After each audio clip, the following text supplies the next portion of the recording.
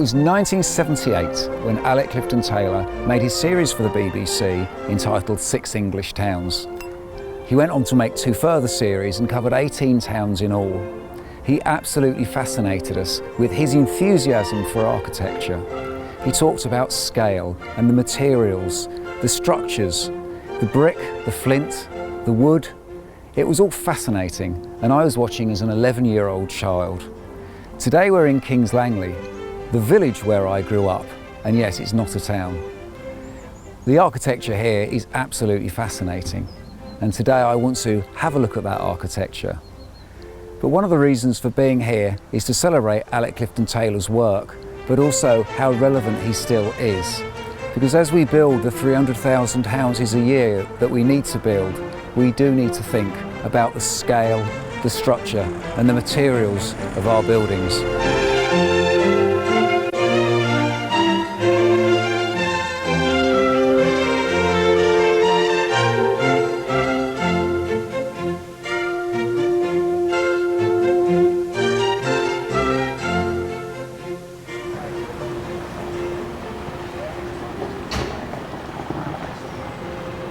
There's much to be commended about this new build in an important site in Kings Langley.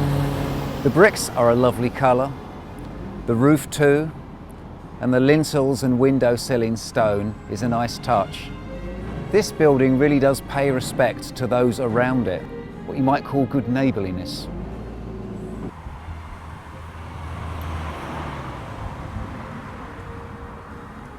I absolutely love this building. Haverfield House. It's a fine example of Georgian architecture. The brick is absolutely wonderful. With its lime mortar and its sash windows, it pays respect to all of the rules the Georgians loved when they built their houses.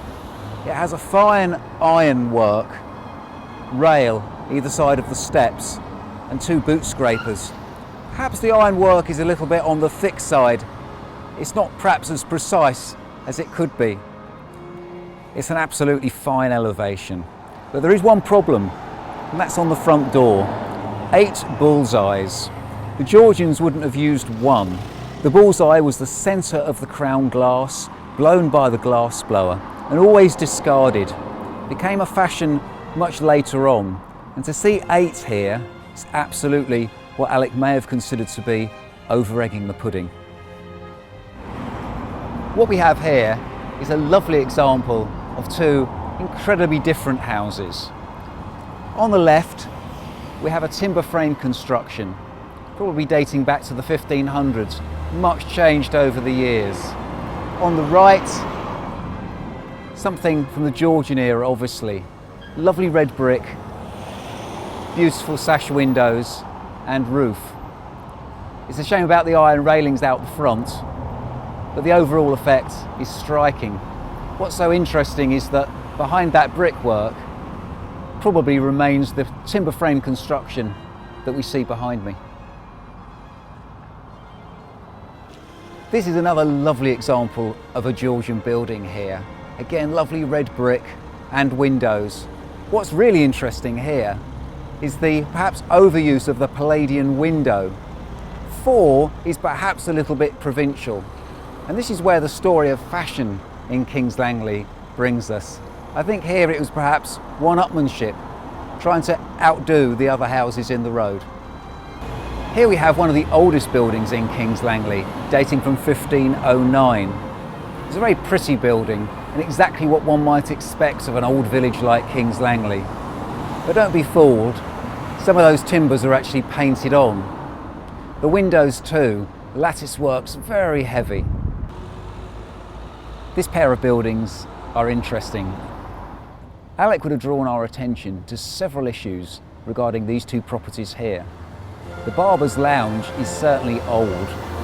You can just about see some timber framing on the left-hand side. But just above the door, on the first floor, it has what Alec called one of the least cherished contributions to the pattern of English building, and that is pebble dash. But next door, built in 1903, this Victorian house is really out of scale. and again on the side, cement rendering. Pebble dash and cement rendering really are unattractive, and the scale here is not quite right.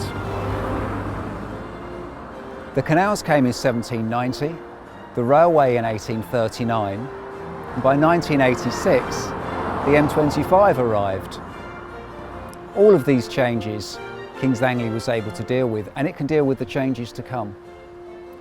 There's nothing grand in Kings Langley save the corporate determination of the people to preserve and celebrate what is good here. It is the pattern of English building which Kings Langley has. The right materials in the right places, as Alec would have said.